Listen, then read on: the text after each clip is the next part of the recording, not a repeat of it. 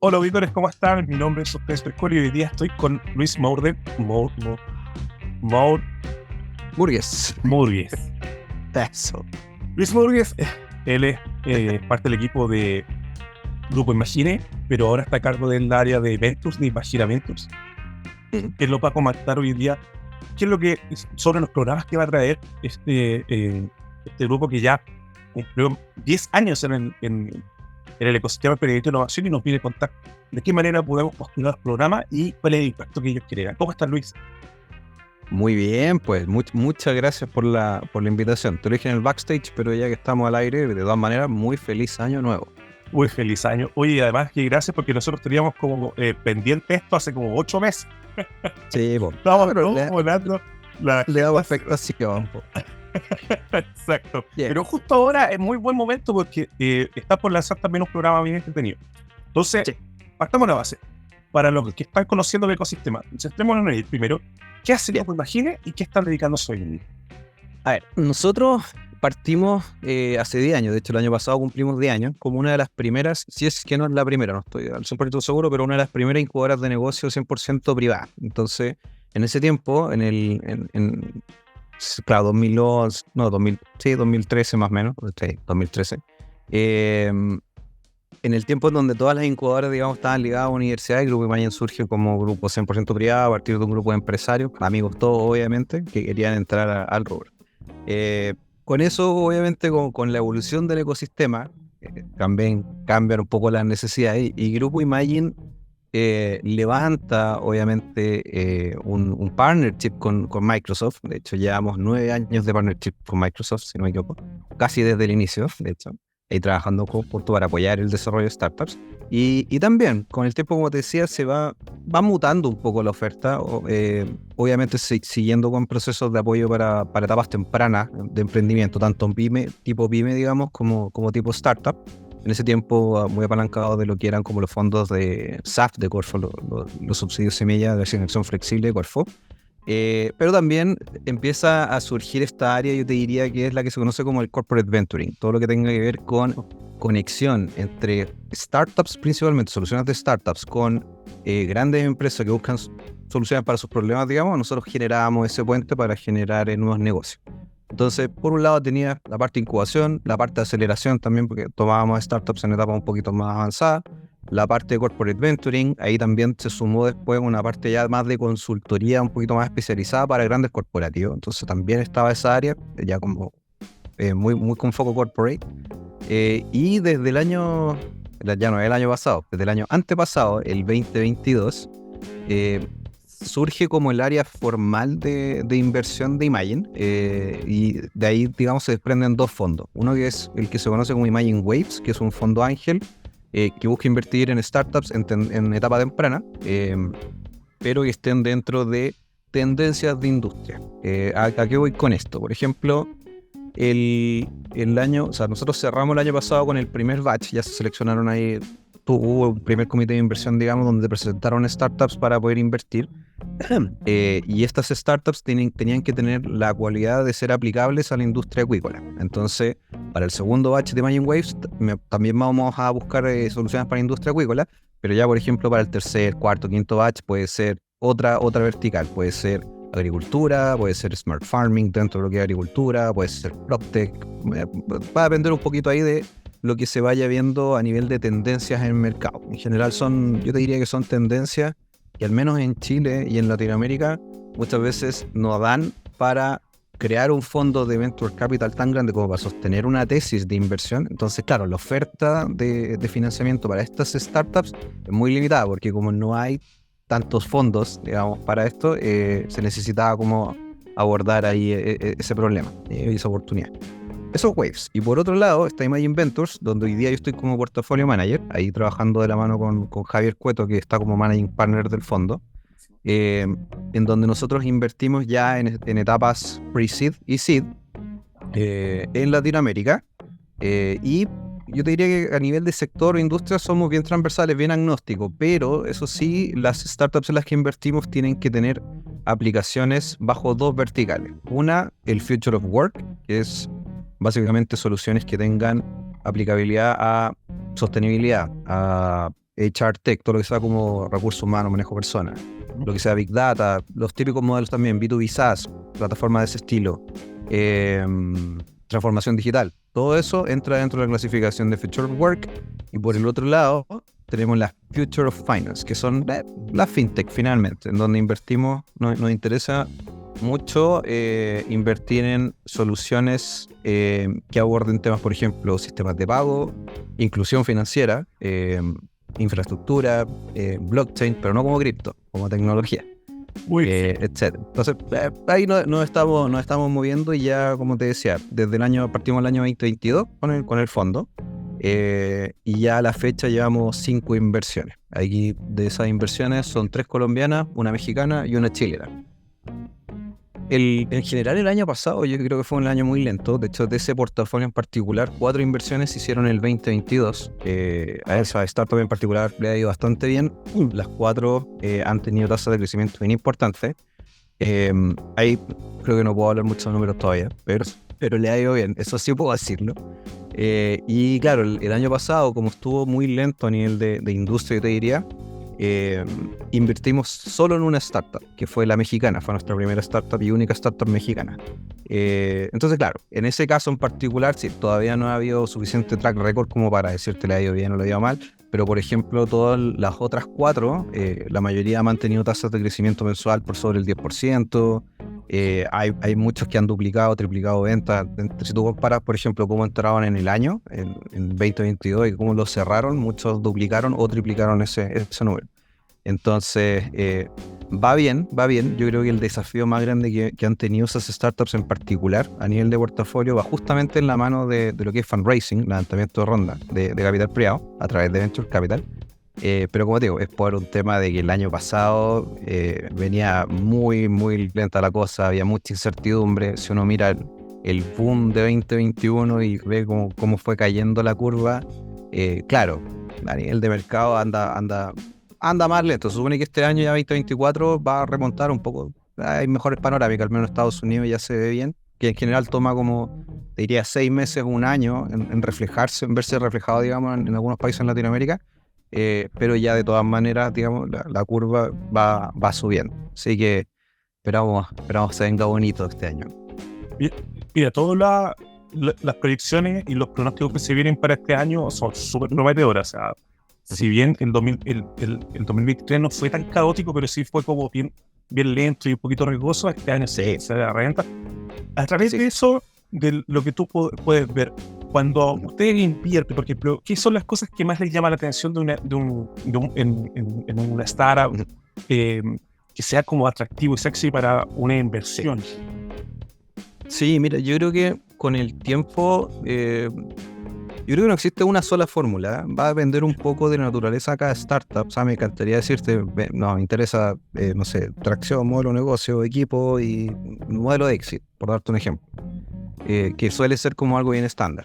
Pero al final, igual cuando tú vas conversando con los distintos founders, la naturaleza, la visión y los drivers que hay detrás de cada una de ellas es distinto. Y muchas veces pueden incluso ser más atractivos en cierta forma que cómo está el negocio hoy día, por ejemplo.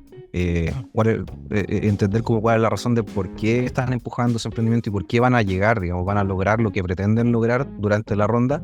Yo creo que es algo blando en cierta forma que no se suele como tangibilizar mucho en el análisis cuando uno lo está evaluando. Entonces no es que no se mida, pero es difícil decir este equipo está comprometido en un 80% versus, por ejemplo, ha crecido en venta en los últimos 6 meses en un X%, como que lo primero es más subjetivo. Entonces eso yo creo que es algo que se evalúa muy, muy caso a caso, pero de todas maneras yo te diría que por una cosa como de histórica, dentro de las startups en las que hemos invertido, todas ya tienen que contar con tracción al momento en que nosotros invertimos. Ahí en general, dependiendo del modelo de negocio obviamente, pero por darte el ejemplo típico, un SaaS, un modelo de Software as a Service, generalmente cuando llega a comité de inversión está facturando mensualmente, o sea, está con un MRR mensual de uno por sobre los $12,000, $13,000. Entonces ya tiene que contar con cierta validación de mercado, tiene que contar con cierta atracción. Pero yo te diría que más allá del revenue en el que esté la startup, lo que nos interesa es lo que se conoce como el engagement con tu usuario. Y por eso nos interesa mucho ver las tasas de crecimiento, por ejemplo, de usuarios. Siguiendo con este caso, por ejemplo, del SaaS. Si nosotros vemos que hay una tasa también sobre el 10% de usuarios que va creciendo mes a mes y que no se te están yendo, que no se te están fugando, que tampoco sirve que tú crezcas el 10 mes a mes y te estás fugando el 50% de un mes a otro, no tiene sentido.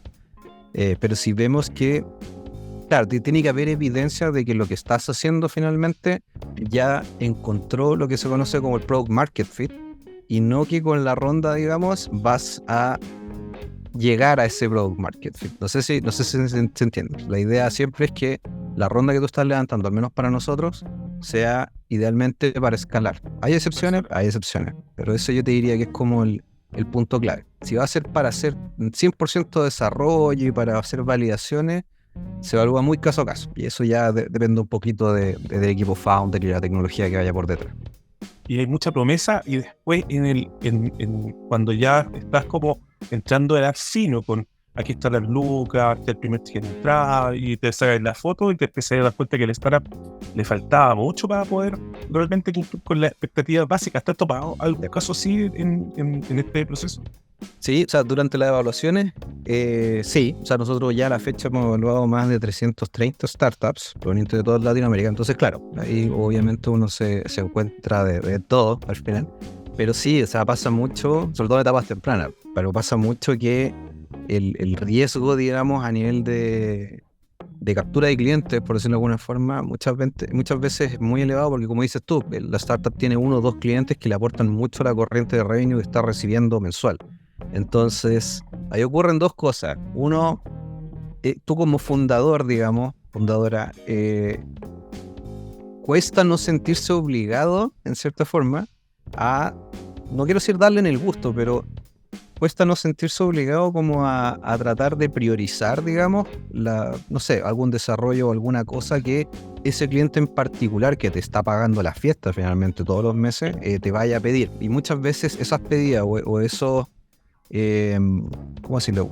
Sí, esas pedidas, dejémoslo pedidas, te pueden a ti hacer perder foco de lo que tú querías hacer con tu negocio inicialmente. Y ahí es donde se generan problemas, porque muchas de esas se terminan convirtiendo, quizás manteniendo el ejemplo del SaaS, del Software as a Service, por ejemplo, se terminan convirtiendo en consultoras o en software factories, por darte un ejemplo, porque le están haciendo una cosa ya más a medida de desarrollo a ese cliente en particular que le aporta mucho. Entonces, ocurre, me ha tocado verlo. Ahí obviamente la estrategia siempre es tratar de hacer algo que sea relativamente plug and play, relativamente simple para capturar esa masa crítica inicial. Ahí obviamente después validar entre toda esa masa crítica dónde está la oportunidad de evaluar también con temas de mercado, dónde uno puede crecer más, porque también uno suele perfilar ahí los distintos clientes de acuerdo a tamaño de empresa, por ejemplo, región, etcétera, tamaño de mercado. Puede ser interesante quizás abordar la misma empresa en otro país, no en Chile, por darte un ejemplo. Pero claro, yo creo que es un ejercicio que hay que hacer temprano. Ahora, no es algo que tampoco uno pueda como exigir. O sea, se entiende que cuando uno está partiendo, sobre todo en esa etapa, uno está haciendo malabares, porque generalmente son equipos chicos y es imposible como pretender que no se te va a caer 1 o 2 de esas pelotas con las que estás haciendo malabares. Entonces es difícil, pasa muy seguido, pero yo tampoco creo que sea como un deal breaker. No se me ocurre en español, perdón ahí por tanto Spanglish, pero no lo veo como un deal breaker, porque también yo creo que sobre todo en estas etapas tempranas, si bien tú ya tienes, si puedes tener cierta atracción, si puedes decir que, más que decir, si puedes demostrar que no te va a costar tanto crecer, pero que ok, tienes 1 o 2 clientes que sí te aportan demasiado corriente al revenue, es algo que se puede aprender en el proceso. Y en ese sentido a nosotros nos gusta acompañar. Yo te diría que no somos un fondo excesivamente hands-on, que es lo que se conoce, que básicamente no es que nos vayamos a meter en tu operación, por ejemplo, como startup, pero sí vamos a estar 100% disponibles para apoyar a cada los fundadores del portafolio cuando lo requieran, dependiendo de lo que vayan a necesitar, digamos. Ahí sí, por ejemplo, para el tema de fundraising, muchas veces hacíamos reuniones semanales para seguir como para mantener la marcha andando, a ver el tema de las intros, con quién hablaron, con quién no hablaron, qué necesitan, qué cambió, etcétera. Pero, pero claro, bueno, a niveles como de ese estilo, como a nivel de estrategia comercial, nos gusta acompañar. En el caso de que los founders lo requieran, tenemos reuniones una vez al mes para armar estrategia, los juntamos con advisor, pero entendemos que es un proceso de aprendizaje. Entonces, ocurre, sí, pero hay que estar abierto a. Oye, Luis, a- es que cada punto que toca es como para profundizarlo bastante, porque todo lo que tiene que ver con el sector de eventos es algo que, uno, para el ecosistema es muy novedoso, pero también es, aparte de ser llamativo, es novedoso. Ya que antes era para ciertos segmentos, digamos, más cerrados.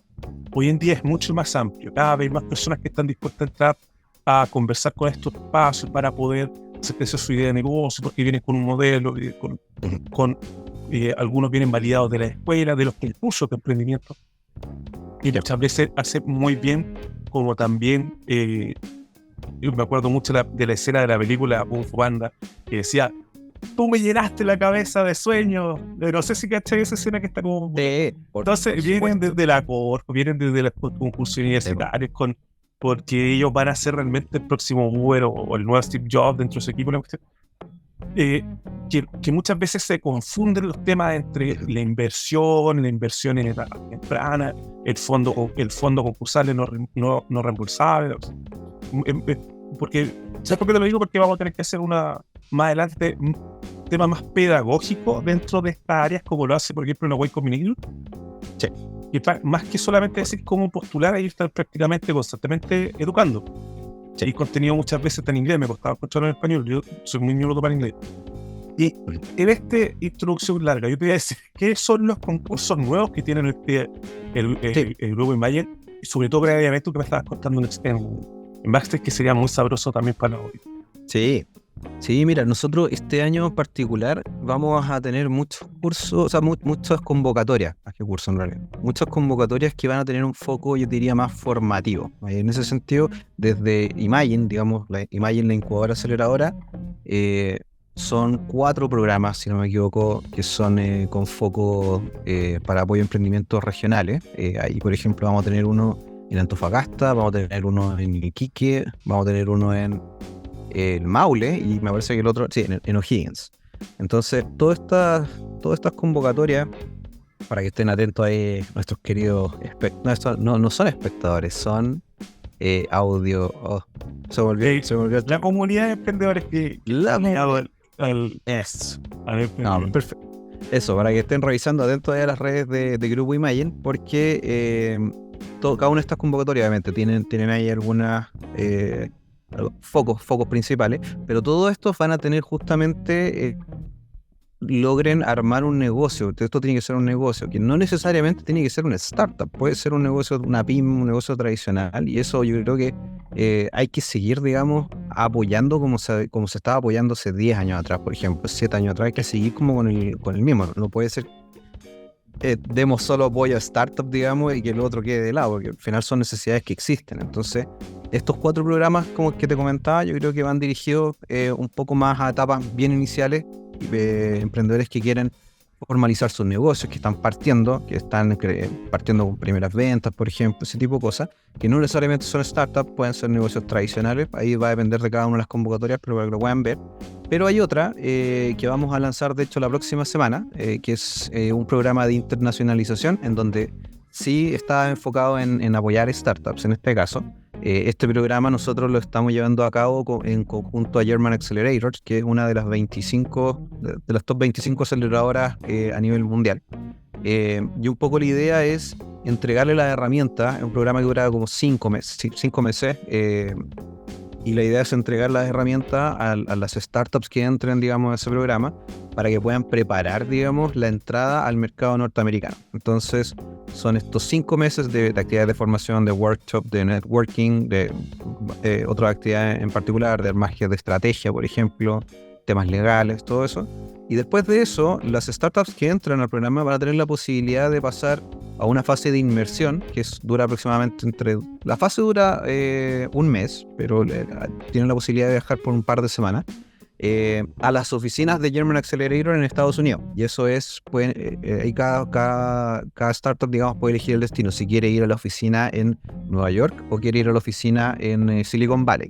Entonces, un poco la idea de eso es que llegando allá, German Accelerator les provee de reuniones, por ejemplo, con partners comerciales, con inversionistas, con posibles alianzas, partnerships, etcétera. Entonces, un poco la idea con eso es que tengan también actividades, por ejemplo, de legalización de startup allá, para que vean cómo pueden armar esa estrategia de consolidación del negocio allá. Y como te decía, mucho networking, porque un poco el objetivo es que cuando esas startups vuelvan a Chile, ya vengan, por ejemplo, con alguna carta de interés, por ejemplo, algún partnership comercial o alguna venta directa o algún fondo que quiere invertir, por ejemplo, o algún tipo de alianza allá. Entonces, esa va a estar, como les digo, activa durante la próxima semana. Lanzamos el 9. El 9 me parece que es martes, no estoy seguro. Pero ya ese va a estar hasta el 12 de febrero, si no me equivoco, abierta. Pero también lo vamos a lanzar en las redes para que estén atentos y puedan ahí revisar toda la información en nuestra página web. Y lo vamos a estar compartiendo los links, así que esto también puede ayudar mucho para que les ayude también a mejorar la convocatoria y entenderse desde adentro, que está cómo trabaja el grupo, cuáles son sus intenciones, desde la voz de sus mismos evaluadores, empezar a volver a ver un poquito más allá el concepto de pymes robustas, ¿ya? Sí. No solamente startup, porque a veces se confunde el tema y son cosas que son muy importantes. También lo comentaba Tadashi en uno de los episodios, Tadashi Takaoka, el nuevo concepto de más que solamente ir diciendo startup, también como pymes más robustas que podían abarcar un mercado nacional en muy poco tiempo. De hecho, hace mucho sentido. Aparte, este espacio es patrocinado por Ecosfilms, productor audiovisual.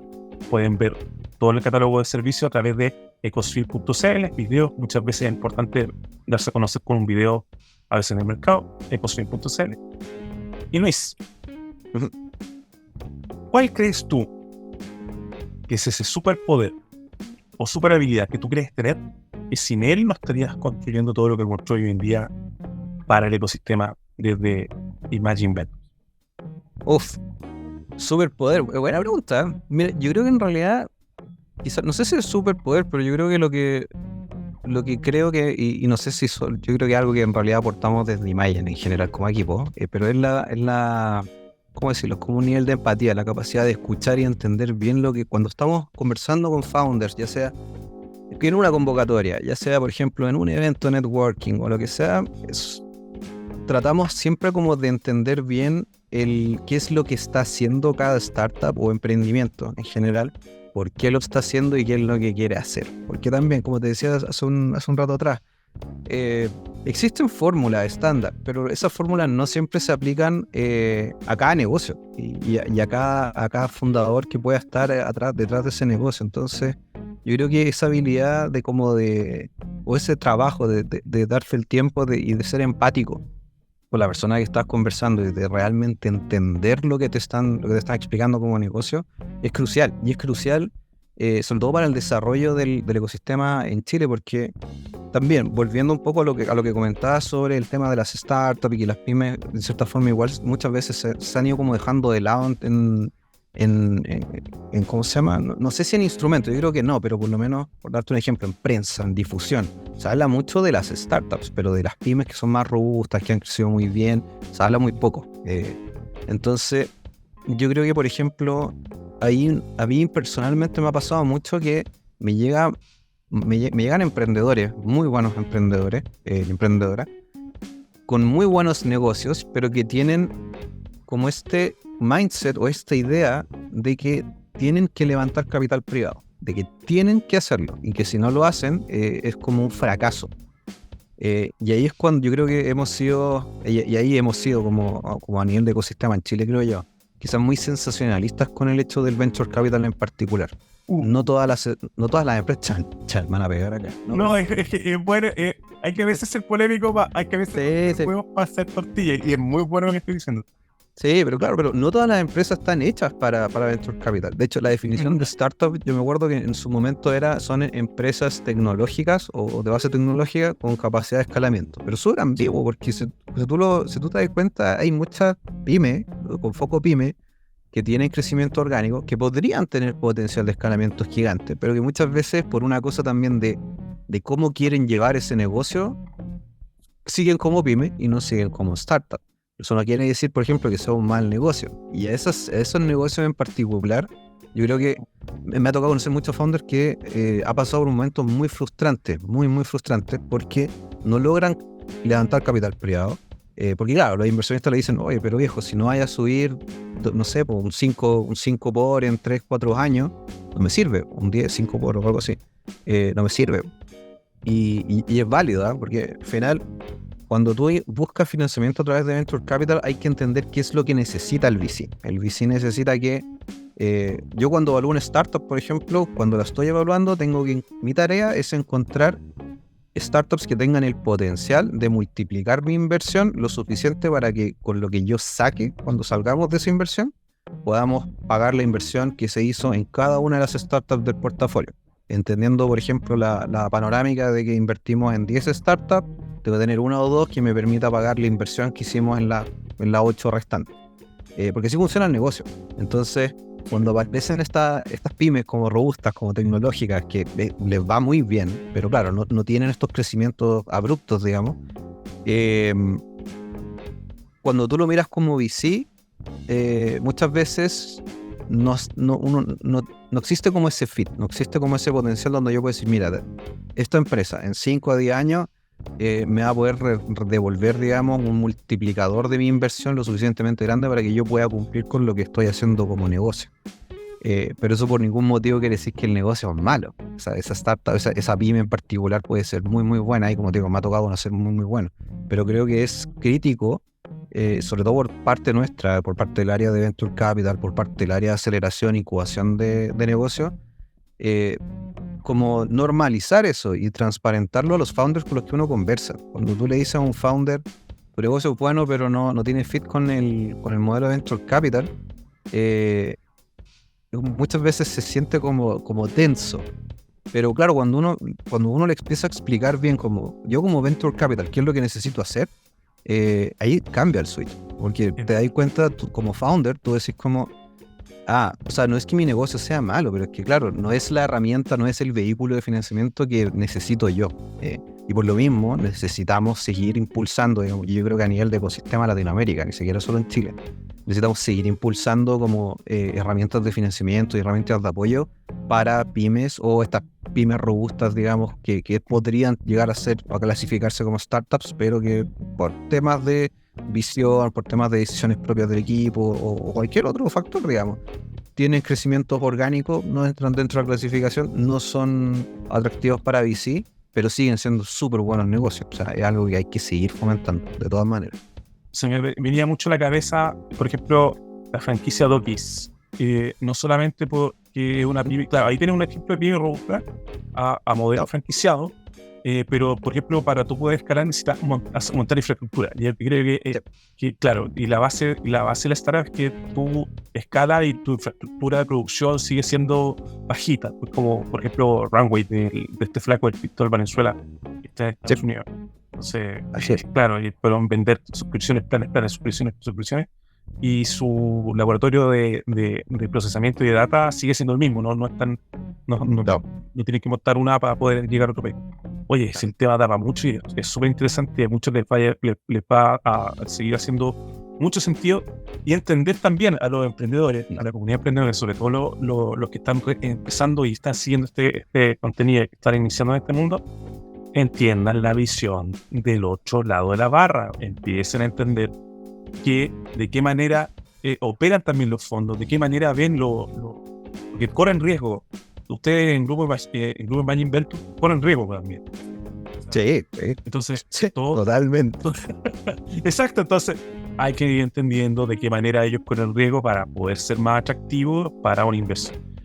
En honor al tiempo, quería invitarnos todos a que sigan las redes sociales, váyanse al canal de Spotify, porque ahí nosotros vamos a estar subiendo siempre el glosario también de muchos temas que a veces son un poco más avanzados, que para el que está entrando le cuesta un poco entender los conceptos. También vamos a hacer esa pedagogía en el canal de Spotify, y que vamos a promocionar también lo que es el evento del grupo Ventures que tiene aquí Luis para la comunidad. Mi nombre es Octavio Sperconi, CEO de Render Media Company y este fue un nuevo episodio de Libertad de Empresa.